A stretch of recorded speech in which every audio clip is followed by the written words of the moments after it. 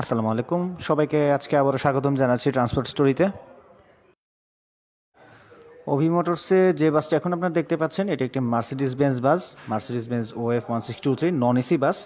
তবে এটি একেবারে ব্র্যান্ড নিউ বাস না, এটি হচ্ছে হানিফ এন্টারপ্রাইজের পুরাতন মার্সিডিজ বেঞ্জ, আবার খুব বেশি পুরাতন না, বাসগুলির বয়স 1 বছরও হয়নি।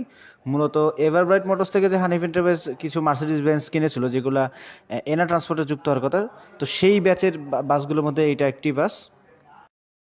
তো আগে কিন্তু বাসটার দেখতে এরকম ছিল, এভারব্রাইট মোটরস যখন বাসটা তৈরি করে দিয়েছিল সেই সময় কিন্তু দেখতে এরকম ছিল।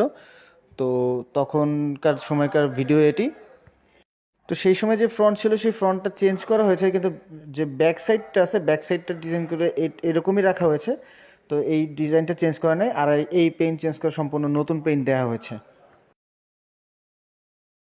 তো এবার মূল ঘটনায় আসি। মূলত বাসটি অ্যাক্সিডেন্ট করেছিল, সম্ভবত বাসটি পঞ্চগড় রুটে চলতো। তো ঢাকা থেকে ছেড়ে যাওয়ার সময় কোনো এক কারণে বাসটি অ্যাক্সিডেন্ট হয় এবং উল্টিয়ে যায় এবং বডির যথেষ্ট বাজেভাবে ড্যামেজ হয়। যতটা ড্যামেজ হওয়ার কথা না তার থেকে বেশিই ড্যামেজ হয়েছিল এবং অভিযোগ উঠেছিল যে এভারব্রাইট মোটরসের তৈরি করা বডিটা খুব একটা ভালো ছিল না, মজবুত ছিল না, একদম পাতলা বডি করা হয়েছিল এরকম কথা শোনা গিয়েছিল।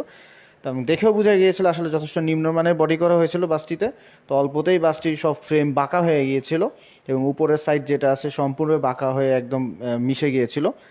তো যাই হোক, তো সেই কারণে বাসটিকে অভি মোটরসে নিয়ে আসা হয় রিবডি করার জন্য। তো বাসটিকে সম্পূর্ণরূপে রিবডি করা হয়েছে এবং এটা তো নতুন পেইন্ট দেখতেই পাচ্ছেন। তবে শুরুতে যেটা বলেছিলাম যে পিছনের যে ডিজাইনটা আছে সেই ডিজাইনটা চেঞ্জ করা নেই, এই ডিজাইনটা অর্ধেক অক্ষত ছিল, উপরের পার্টটুক ছাড়া নিচের পার্টটুক অক্ষত ছিল। তো সেই ডিজাইনটা রেখে দেওয়া হয়েছে, কিন্তু বাসের পুরো বডি বাকিটা একদম চেঞ্জ করে নতুন করে রিবডি করা হয়েছে আর এই ব্লু কালারের পেইন্ট দেওয়া হয়েছে। আর পাশে কিন্তু একটা ওয়ান যে রিবডি দেখতে পাচ্ছেন সেটাও কিন্তু সম্পূর্ণরূপে রিবডি করে নতুন করে সিটের রিফেব্রিকেশন করে এই বাসটিকেও রেডি করা হচ্ছে ঈদের ট্রিপের জন্য। ভেতরের সিট কিন্তু পরিবর্তন করা হয়নি, ইবিএম এর যে সিট দেওয়া হয়েছিল সেই সিটগুলোই রাখা হয়েছে, হয়তো নতুন করে জাস্ট রিফ্রেশ করা হয়েছে। তবে ভিতরে ইন্টেরিয়ারে চেঞ্জ আনা হয়েছে, উপরের সিলিং থেকে সব কিছু নতুন করে করা হয়েছে, শুধুমাত্র সিটটাই অপরিবর্তিত রাখা হয়েছে। আর এমনি হাতের সময় কম, যেহেতু ঈদ এসে পড়েছে। আর বাসটা তো খুব একটি পুরাতন বাসও না, 1 বছর বয়সও ঠিকমতো হয়নি, তার আগেই অ্যাক্সিডেন্ট হয়ে গেছিলো দুর্ভাগ্যজনকভাবে। তো যাই হোক, তো আর এখন ঈদের প্রেশার, তো সেই কারণে বাসটিকে খুব দ্রুত কাজ করে বের করে দেওয়া হয়েছে। সম্ভবত বাসটি তার পুরান রুটেই চলে গিয়েছে, রাজশাহী রুটে সঠিকভাবে শিওর না গেছে কিনা, তবে শোনা গেছে রাজশাহী রুটেই যাওয়ার কথা। তো বাকিটা এখন পর্যন্ত বাসটিকে রাস্তায় দেখা হয়নি, তাই বলতে পারছি না আসলে বাসটি কোন রুটে দেওয়া হয়েছে।